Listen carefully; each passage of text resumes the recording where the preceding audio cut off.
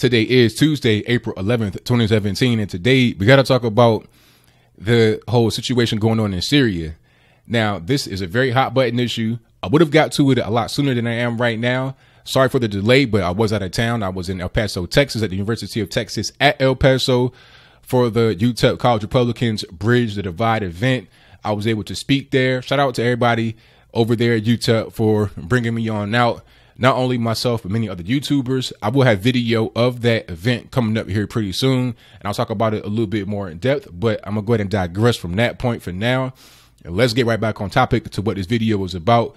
And we're talking about Syria. Now, this situation is really crazy, not just because of what Trump did, which was basically reneging on his promise, because remember, he ran on this whole thing about non-interventionism. He's still kind of holding to that, but at the same time, he's not. What I want to do right now is roll some video. Now, what I'm going to show you is what he said during the campaign about how he did not want to interfere with Syria and how it would not be a good thing, how if we depose Assad, it could be something worse that comes about. And then I'm going to show you what he said about Assad after the so-called gas attack that he did on his own people, which I think is a false flag. I don't think Assad is the kind of guy that would do that, and it doesn't make any sense. Why would you gas your own people for what? It was just one day before some kind of big peace conference or something like that. Why would you do that knowing that the international community is looking for a reason to depose you? It makes no sense. But for some reason, Trump is saying that he's a dictator, this, that, and the third. So then they launched this big attack on a Syrian airbase, talking about the chemical weapons came from that airbase. And then I want you to see what he said about going into Syria. He's saying that we're not going to go into Syria, but at the same time, you launched an attack on a Syrian airbase. So you kind of send mixed messages. So watch all three of those clips. We'll come back and then we'll talk about that some more. And also what Sean Spicer said, which was a whole big kerfuffle in itself. So without further ado, go ahead and roll it.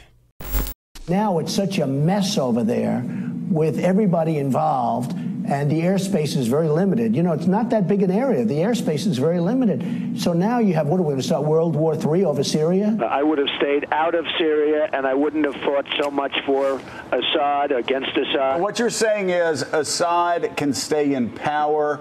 That's not your interest. No, your what I'm saying is we have bigger problems than Assad. Yeah. Let Syria and ISIS fight. Why do we care? I look at Assad, and Assad to me looks better than the other side.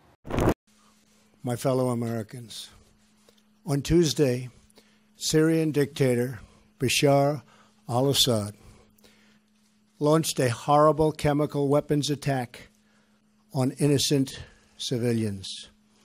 Using a deadly nerve agent, Assad choked out the lives of helpless men, women, and children. Tonight I ordered a targeted military strike on the airfield in Syria from where the chemical attack was launched. We're not going into Syria, but when I see people using horrible, horrible chemical weapons, which they agreed not to use under the Obama administration, but they violated it. They said they got rid of them. Hey, look, what I did should have been done by the Obama administration a long time before I did it. And you would have had a much better, I think Syria would be a lot better off right now than it has been. All right, so you see what's going on there. Now, I'll just be frank here. I'll just be honest. I'm always honest. I did not like what he did. Right away, when he did it, right when it happened, I was like, this is not good. I think it was on Thursday or Friday of last week when that happened. I said, it's not good. This is not what I signed up for. This is not what I voted for. I don't want anybody to try and attack the sovereign state of Syria. I don't want any kind of military attacks in Syria, around Syria, if not at the behest of Syria. You understand? So basically, unless Syria invites us to be there, which they have not, then we shouldn't be over there doing any kind of strikes. Also, he says that we're not going to go into Syria, but you have Rex Tillerson saying that, you know, we need to do some kind of regime change. So it's mixed messages being sent. How are we going to go and depose Assad without going into Syria? It does not make sense. So you got two conflicting messages from Trump and from Tillerson, right? You also got Tillerson going to Russia talking about, oh, you got to pick a side. If you're going to be Either you're going to be with us trying to get Assad out, or you're going to be with Iran, North Korea, etc. So I'm just kind of confused as to what's going on because I'm getting mixed messages. On one side, it's looking like Trump has been usurped by the globalists and he wants to promote the globalist agenda of regime change to take over Syria and divide it into little statelets for the greater power of international bankers. But on the other side, he wants Syria to remain a sovereign country, as what he was saying during the campaign. So I really don't know what's going on. If he does not want to respect Syria's sovereignty, then I got a real problem with that.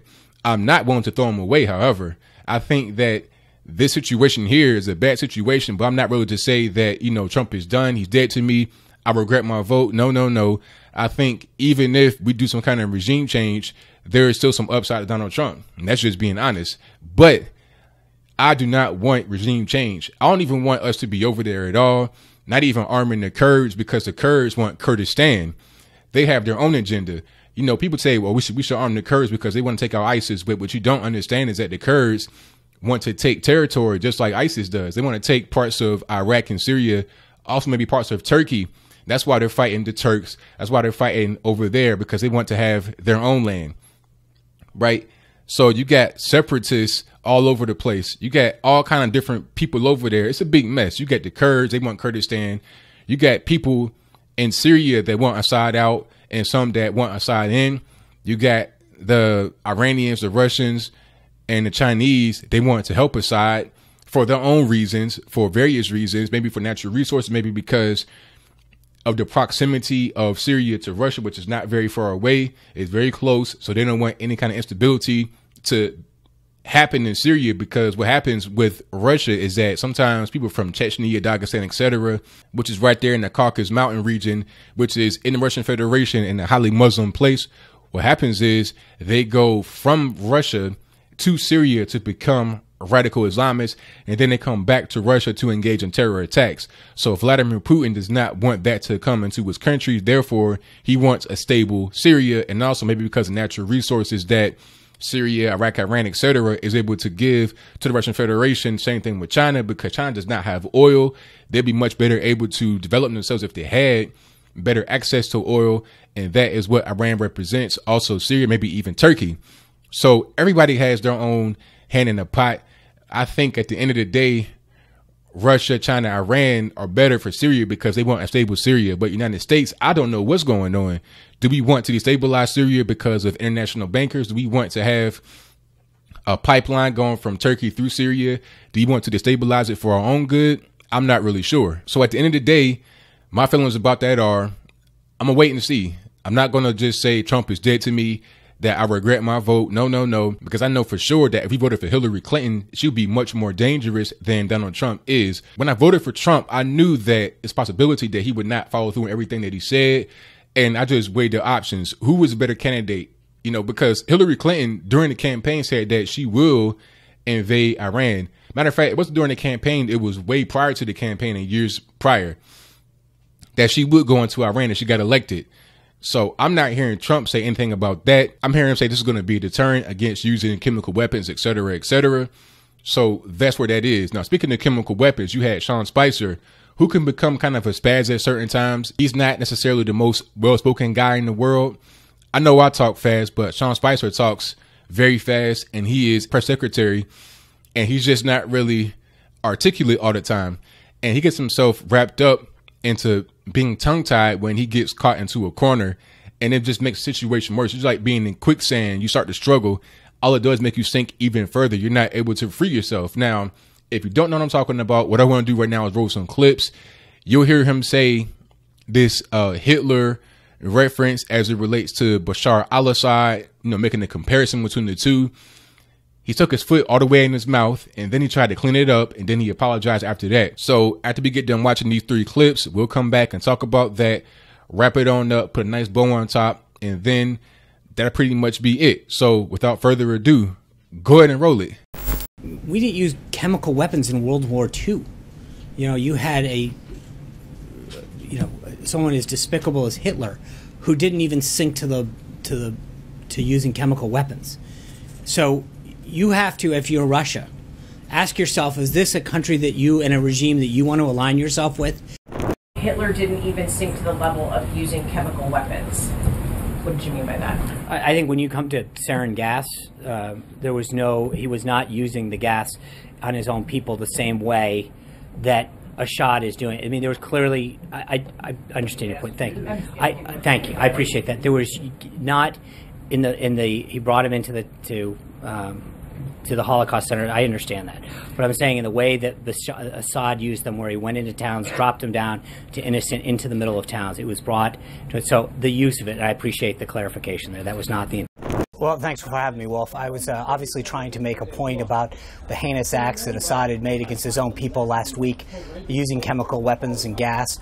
And frankly, I mistakenly used an inappropriate and insensitive reference to the Holocaust, for which, frankly, there is no comparison. And for that, I apologize. It was a mistake to do that. And you know, I appreciate Director Panetta's comments, and we'll keep those in mind. All right, so you see what's happening there. You see what he said. Now, that's crazy. You can't do stuff like that. You can't be talking about Hitler references because it's not going to end well for you.